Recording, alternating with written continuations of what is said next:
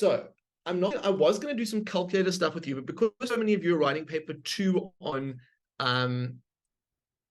Thursday, I'm going to try and keep it in the straight line part of the land first, because I think it's helpful to be absolutely waxed on straight lines. So I want to talk about a straight line function. So let me talk about this straight line function. I'll call it f of x equals, should we make it x? Let's make it 2x minus 1. Now, I want to know from you, what are the most important things about this function? And then I want you to sketch this function f for me.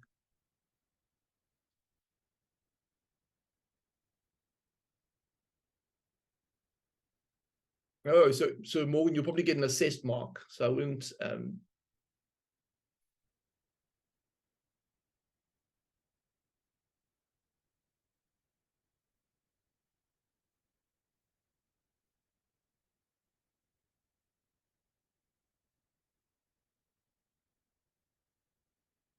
Okay, so in the chat or by raising your hand, I want to know what are the 2 most important features about this relationship, and can you draw me a graph of this relationship? That is the goal. I'm curious to know what you guys know about the yellow thing I highlighted and what you know about the green thing I highlighted. Who has some knowledge? I think Danielle or Brooken, I'm sure that you have something you can share with us. What do you know about this relationship? What type of relationship is it? What does the yellow or the green mean? Tell me some more about that.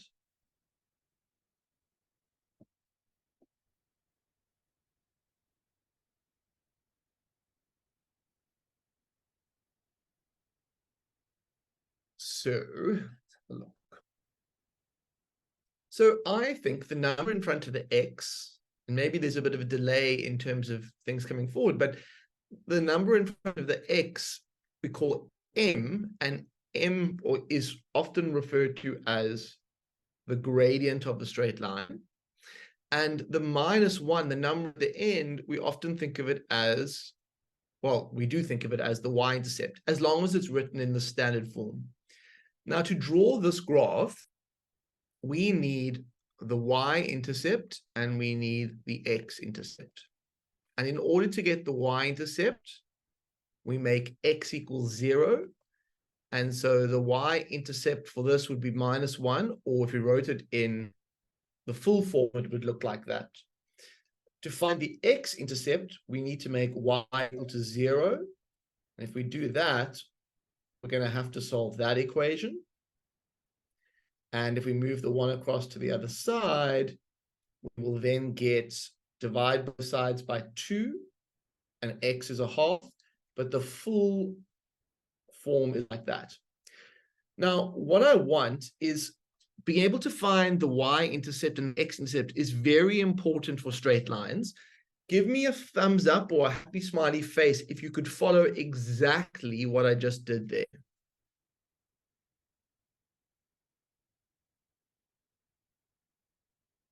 Because if you want to get those marks even in paper 2, paper 1, because this stuff comes up in analytical geometry as well, and so you have to be perfect at it. Okay, now if I wanted to draw this graph, I would still need to go and find 0 -1. So let's say if -1 is there, and then a half 0, so let's say a half would be there, then my graph is going to look, I want a different color. So my graph is going to look like that, where it goes through those 2 points. And to get full marks, I need to label this, and I need to label this half 0. What else do I still need to label? I need to label that it is the function f. And just to show you what this 2 does, if 2 is the thing, it means that if you go across by 1, you go up by 2. So, and it's a positive gradient. So this is how we draw a straight line. Now, if I wanted to make drawing a straight line more difficult, what do you think I could do to make drawing a straight line more difficult? So pretend you're a math teacher and you want to make the question harder. What would make drawing a straight line more difficult for students? Not impossible, but just more difficult.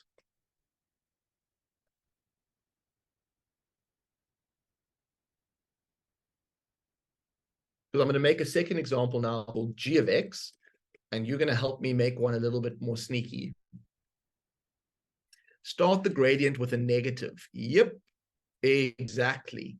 So let's make this minus 2x plus 1.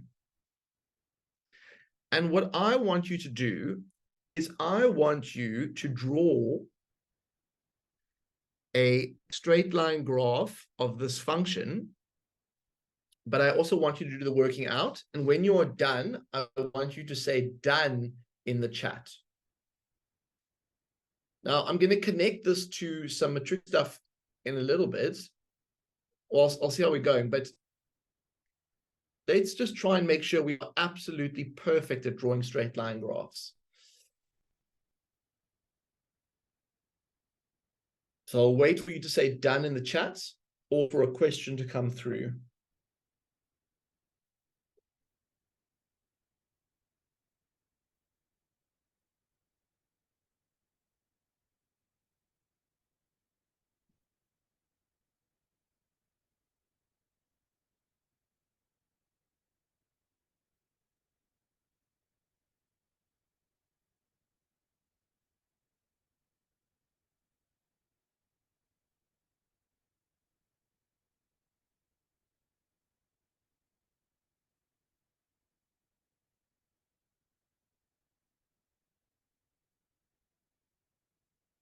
So,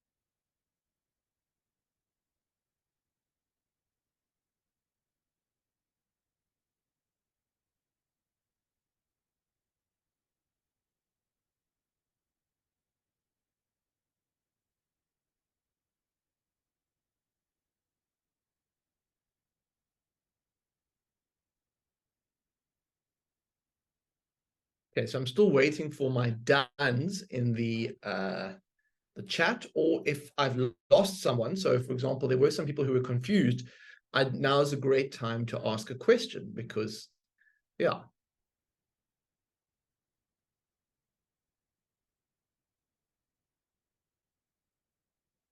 So 0.1, let's say that was 1, and then a half there. And so if I look at what the graph looks like, the two labels I need to put in are 0.1, and over here, it's going to be a half 0, and then this function is called the function g. Actually, I mean, normally this is not, you don't have to do, but it is also sometimes good to label those. Okay, so these are straight line relationships, and let's do one more where we make the straight line as exciting as possible. But just give me a thumbs up or a happy face if you followed what I've done so far and you feel comfortable.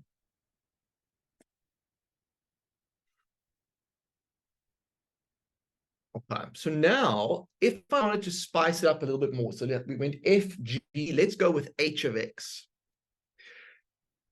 If I wanted to spice it up, What would make it even more spicy than a negative? What would make it even more exciting?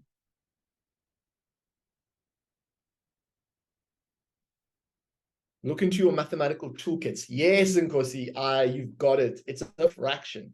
So I'm going to say to you, the next function that we are going to draw, the next straight line function that we're going to draw is going to be this one.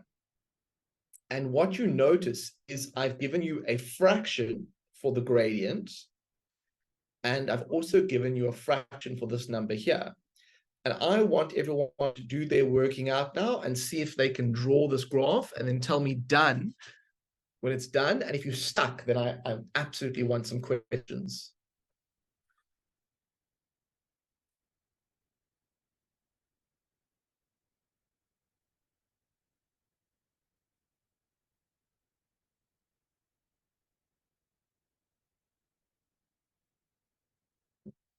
Get some water while you work.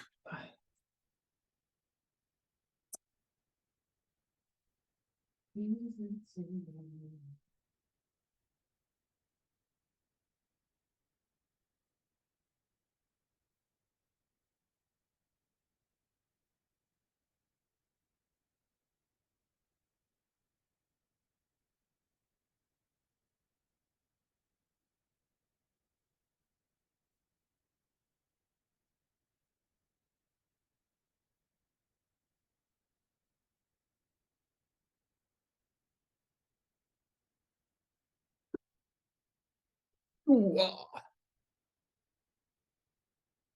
So we still need an X and Y intercept.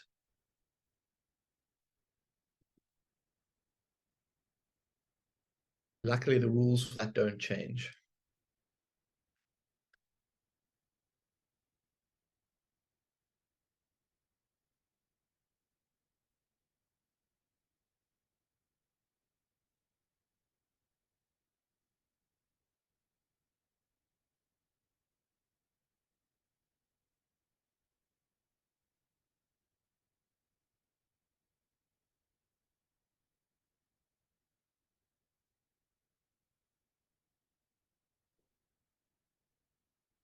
Now, I'm wondering if any students are being stuck when solving for the x-intercept. Has anybody got a question about that?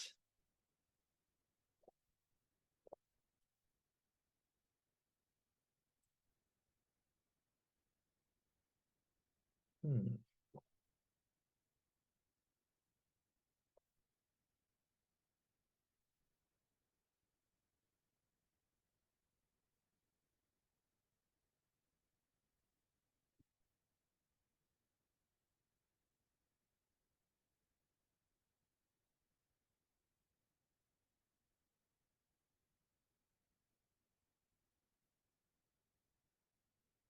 So I think the thing that is probably the most out of its place is there.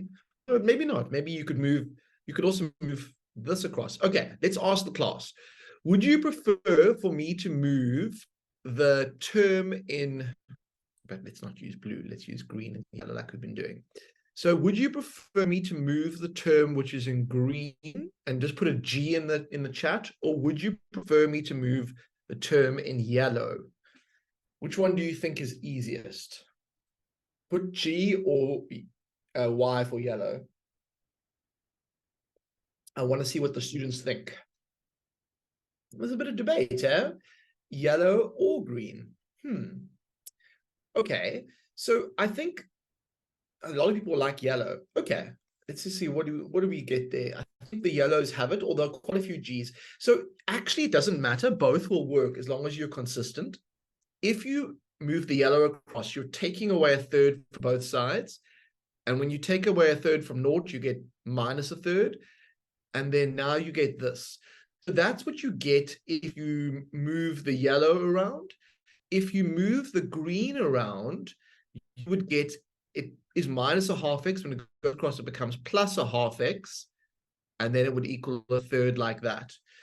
So both of these ways would get you there.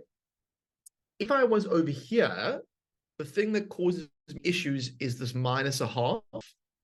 And so I would have to divide both sides by -1/2. And then I would get my answer, which would be a negative. It would be negative over negative is a positive. Okay, you can use your calculator or you can flip it, and that would be times 2/1. So you'd get an answer of 2/3 for x. If you did it on this side, you would just multiply both sides by 2. And if you did that, if you multiply this side by 2, you get 2/2. And here you get 2/3. But 2/2 is 1. So x is 2/3. So the good news is we got the same answer. And then the x-intercept would just be 2/3, 0. Okay, time to draw your graph. When you've drawn your graph, tell me done in the chat.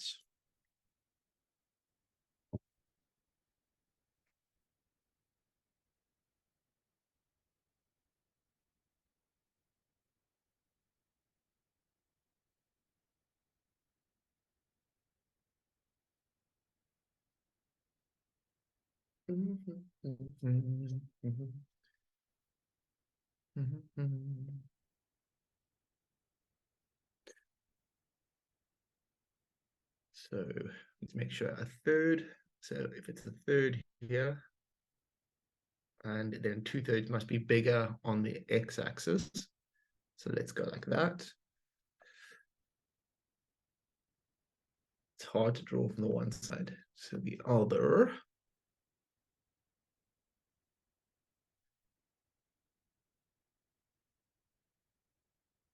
So I have 2/3, 0, and then I have 0.1/3, and those are my two dots. And I just need to label that it is the function h. Okay, so drawing straight lines is not too bad, okay? And I think as long as you go through this process, you'll be fine. However, at the beginning of the lesson, a lot of you said you were writing paper 2 on Thursday, and so that's why I'm concentrating on straight lines. Now, something that comes up in analytical geometry is, what if you have two lines that are meeting each other, and you have to find the intersection point? Now, to make sure that there is an intersection point here, I'm going to draw a graph like this, and I'm going to tell you that the coordinate here is 3, and the coordinate here is -3. Now, I'm making these questions up as I go because I actually, I want to prepare you. I want you, we'll call this function, so FGHI, we'll call this function I. I want you to find me the equation of the function I, which is the blue straight line. And if you are confused or unsure, then I want you to raise your hand or come online or put a comment, because once you can draw straight lines, that's one thing, but could you find the equation of this blue straight line? I can see it's a positive gradient, but that's not enough. You need to give me some more. Who feels like they can give the class some hints? Who's a friendly class member who can set us in the right direction? Danielle, are you feeling generous? Ayanda, do you have something you could bring to the group? Who feels generous? It's almost time for Christmas. It's the season of giving, they say. So why don't you give your classmates a hint?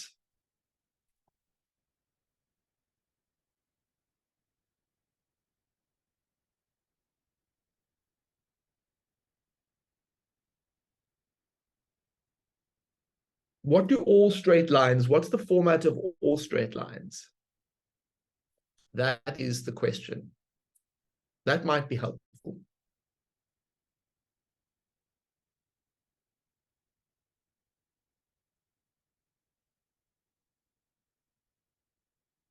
What do you think, Morgan or Mdudu? Inarine, Pandora? Ah, there we go, Morgan. Morgan has been generous and she has shared her knowledge. And she has suggested that all straight lines have the form y equals mx plus c. So what I really need to figure out is what is m and what is c. So who could tell me in the chat what m is or what c is?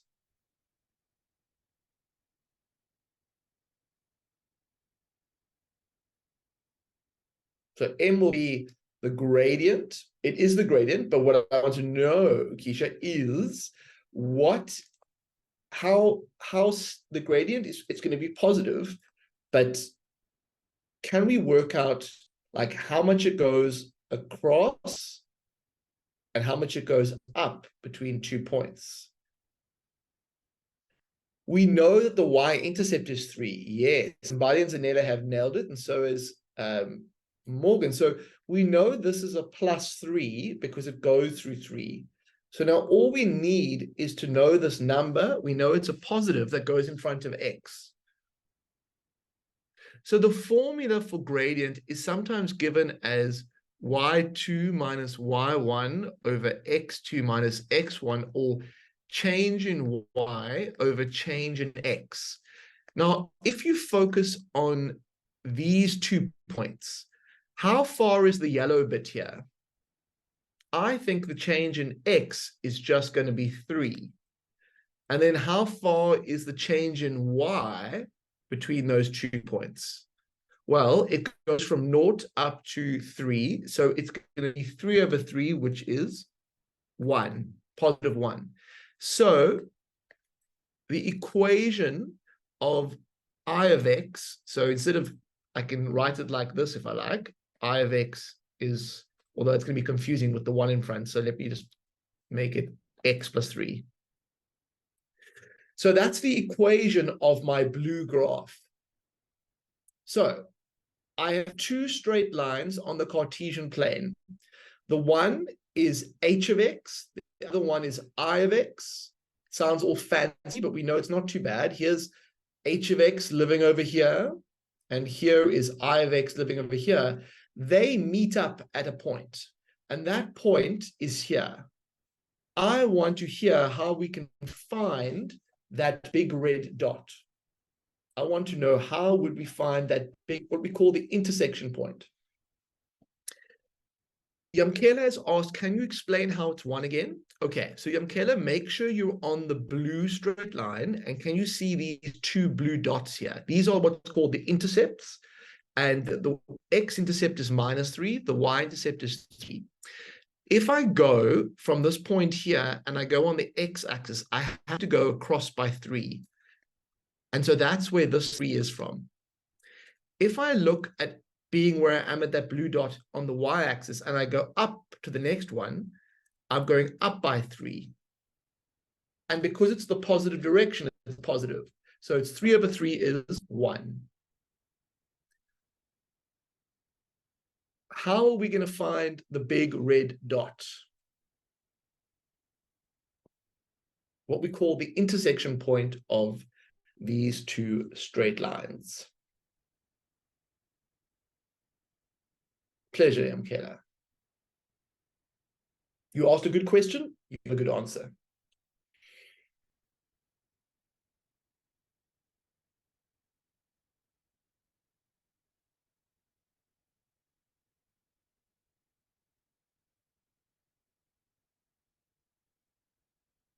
Yeah. So the only thing you need to do to find the big red dot, Mbali and Zanella has suggested that we equate the 2.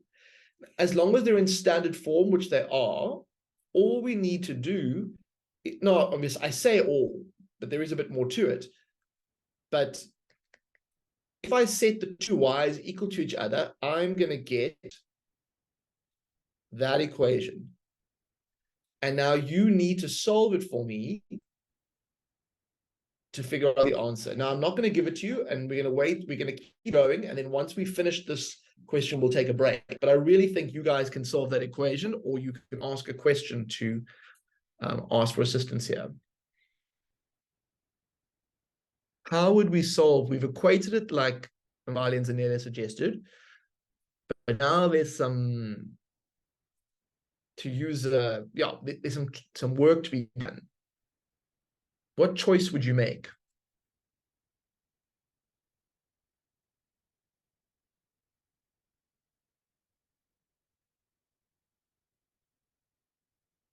Isolate X. That's fantastically mathematical language. So Morgan has suggested isolating X, and I think the way to do it, Keisha has said combine like terms, perfect as well, is to take, it's not the only way, but I think I would probably bring this to this side, and then I would probably take this bit to that side. You don't have to do it like that, but that's what I would do. And if I do that, a third hasn't left its side, but 3 when it comes across changes. And then an X plus a half X is what I get here. I want someone to work out the answer for me of what X is.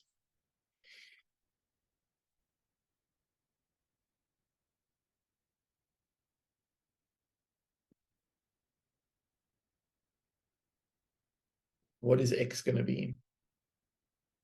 What is the X value of this big red dot going to be? I'm kind of hoping it's going to be less than -3. Otherwise, something has gone wrong with the world. I've made it, if that happens.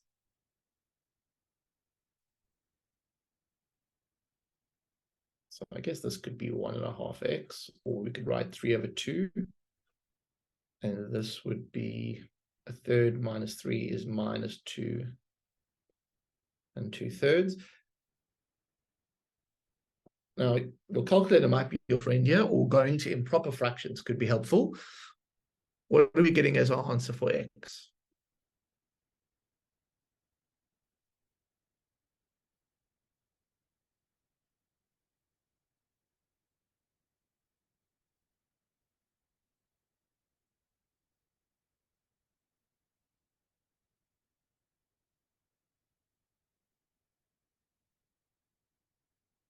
So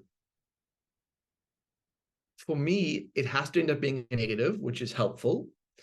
I probably would use my calculator if it was a mixed fraction like this, or if I wrote it as a improper, maybe that could make life a bit easier. So, because I'm not using my calculator right now, we could say it's minus, so 2 times 3 is 6, so minus 8/3 divided by 3/2. That's me just converting it from mixed numbers into that. And then if I've got that, what I could do is the top and times thing. So if I divide by 3/2, I should times by 2/3. And so we then get, did I make a mistake here? Minus 2 2/3. 2 times 3 is 6. 6 plus 2 is 8. I get -16/9. And then -16/9 is going to be the same as, I can put this as a decimal, it's a -16 divided by 9, is -1.77, or -1.78, let's say. Now, if I look at my drawing, for those who are saying that it's -4, can you see how on the drawing it has to be smaller than -3? So for those who've got a little bit lost, maybe let's just slow down for a second. So what I have to do is, in my calculator, when I say a third minus 3, I need to get -2 and 2/3. And 1x plus a half x is 1.5x.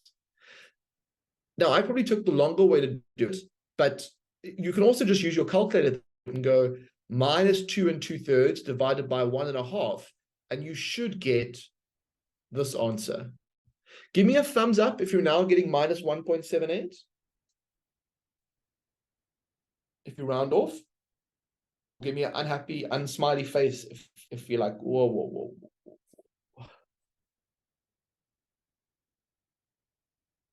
Okay.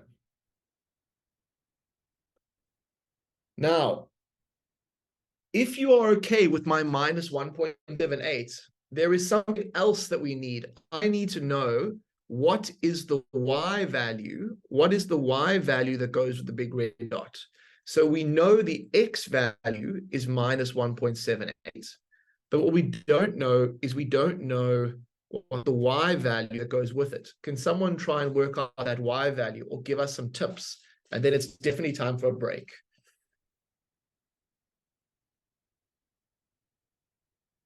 I just want to finish off this little.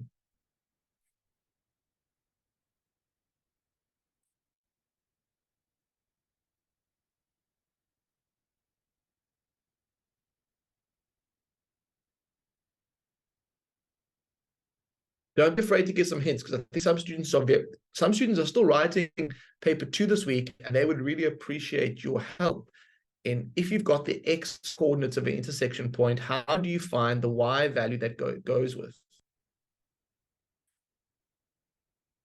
I'll give you one hint. You use one of the original equations. And I think the easiest of the two would be this one up here. I'm going to write it as y equals x plus 3. Now, I could use the other one, but it has fractions in, so it's a bit harder. So all I need to do, and Mbali and said, substitute x into any of the equations. So the easiest one is x plus 3. So I'm going to put minus 1.78 in there. And I'm going to add 3. And I'm just going to get 1.22 for my y value. So over here, sorry, I'm rubbing something out, but basically what that's saying is that this bit over here is 1.22. It's in line with 1.22. Okay, everyone, that was the first half of the lesson done, or even more than the first half. It's time for a break. You've pushed your brain. Let's stand up and do some stretching and some breathing.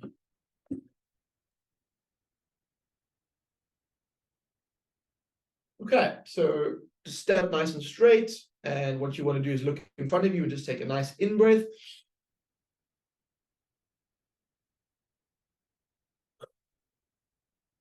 One nice deep breath, another one.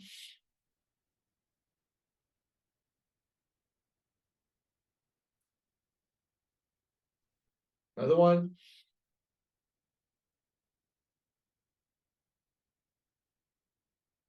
One more.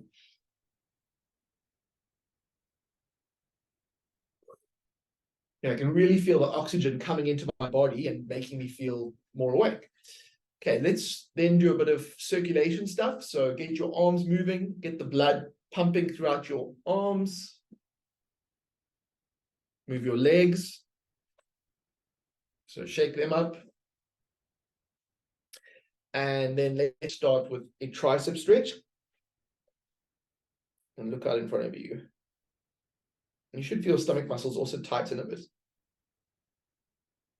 And then other arm.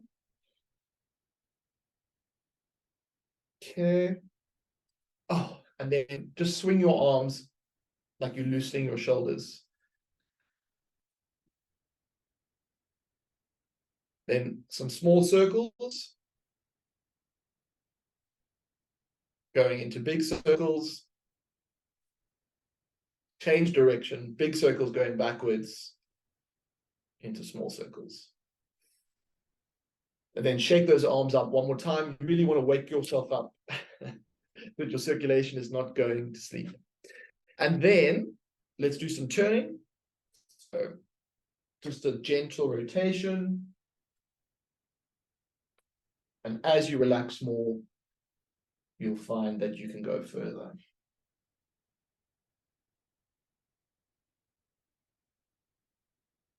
Okay. And then last, but just a bit of heart rate stuff to get blood pumping. We're going to do some air skipping. We'll do 20. In 3, 2, 1, let's go.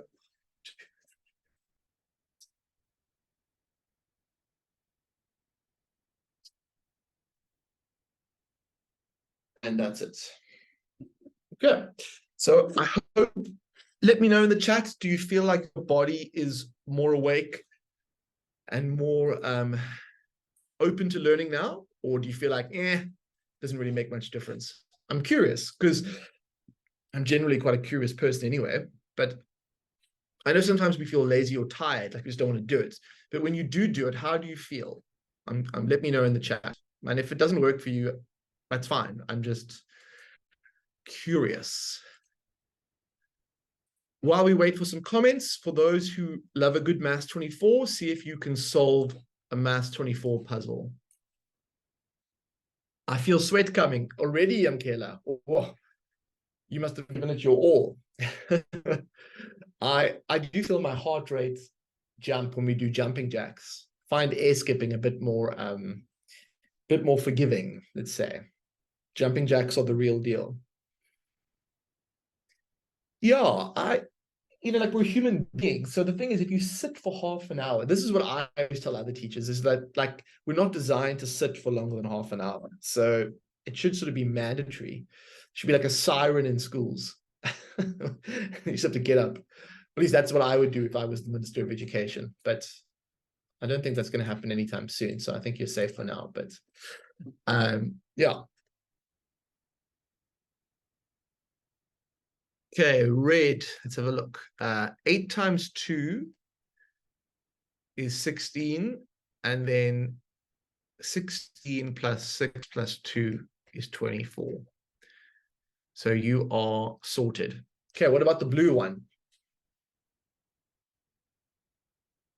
Anyone got some ideas for the blue one? Otherwise, we're going to move back to our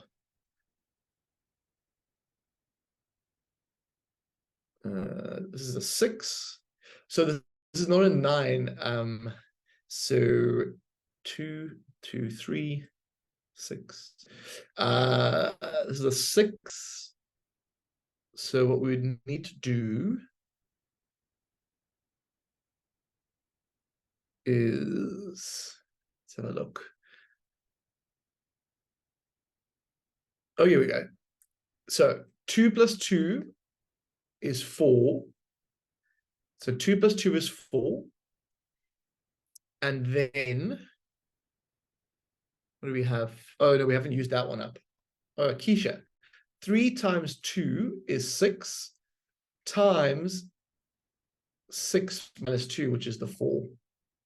Yes, Keisha, you nailed it. 3 times 2 is 6 times 6 minus 2. This gives you your 6. This gives you your 4. And you get 24. Oh, why is my thing sticking? Yep, perfect. Okay, let's head back to the maths. Hopefully our brains will give us a chance to kind of get back into it. What I want to do next is I want us to draw another straight line, since we're doing so many of these today. So I want us to, actually, you know what? Let's use a thing I've drawn already. I want to test a new skill. Let's go to this graph here. No, actually, let's go to this one here. There is a section that we do in analytical geometry where we can figure out the angle of inclination of a straight line. It's basically the angle that the line makes with the positive x-axis. Who can tell me how to do that? What formula do I need to use to find the angle of inclination of a straight line? And we know the equation is y equals 2x minus 1. We did it earlier in the lesson.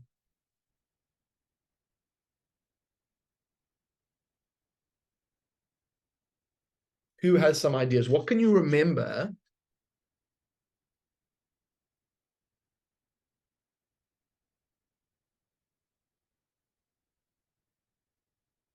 Lots of virtual gold stars for the person who gives me the correct formula.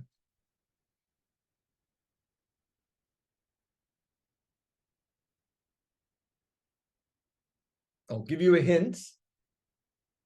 It comes from the section of work called trigonometry.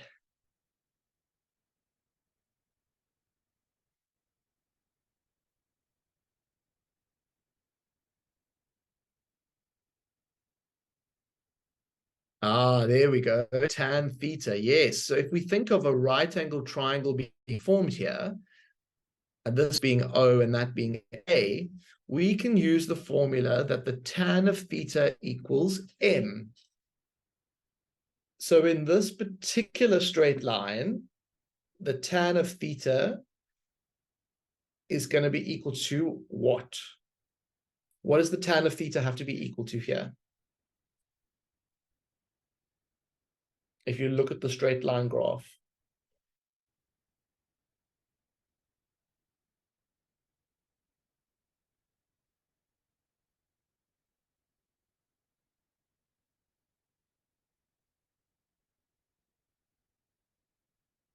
So the graph itself has a positive gradient, and so it's going to be the number in front of the x, which is 2. And now we need to solve this trig equation. And the way we solve this trig equation is we go shift or inverse tan. So on your calculator, the tan of -1 of 2, and that should give you theta. What is theta going to be? I want to know. I'm hoping it's going to be an acute positive angle, because if I look at the drawing, it really should be that.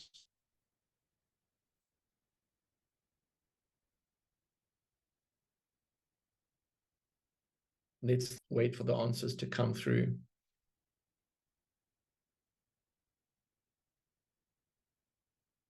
Yamkela has locked in an answer. Who would like to offer confirmation or evidence that is different?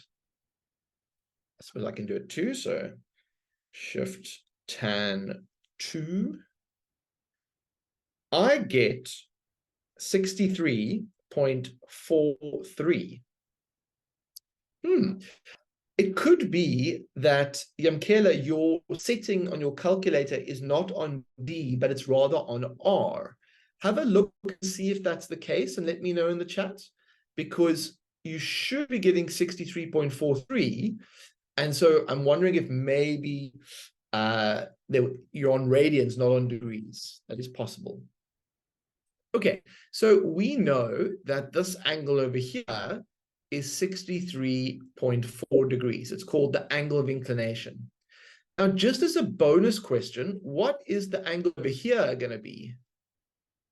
That with that green that I've just drawn, that sort of bigger angle, what size is that bigger green one going to be? Oh, Yamkela, yes, okay. So then you need to go to change that, Yamkela, so that you are on things. I'm glad you spotted that before your exam on Thursday. Oh, you really wanted to be on degrees for the exam. Okay, so Kiara said 116, and so is Mali and Neo. So I agree. All that you're going to do to get the green one is you go 180 minus 63.43. That's 180 minus 63. And you get 116.57 degrees. Its angles on a straight line will always add up to 180. Okay, give me a thumbs up or a thumbs down if you've got that angle of inclination thing. Okay. Then there's one sneaky thing that happens that we need to deal with in the second question. So minus 2x plus 1. Okay, let's go to the second graph we drew today. I want to work out, so the equation of this graph, we did it earlier in the lesson, is this. I want to work out what the angle of inclination of this straight line is. Okay. And I want you to see if you can figure out how to do this, because there's a slight difference we need to use in order to get, there's two ways we can do it. I'll show you both, but I want to see if you can work it out by yourself. I'll call it method 1 and method 2.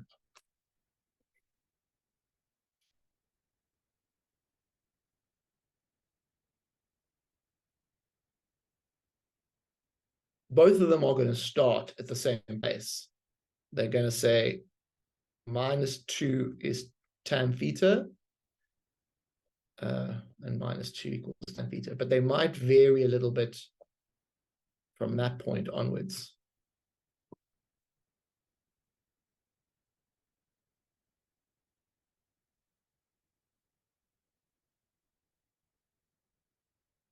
Well, lock your answer in. What do you think theta is when you feel like you have it?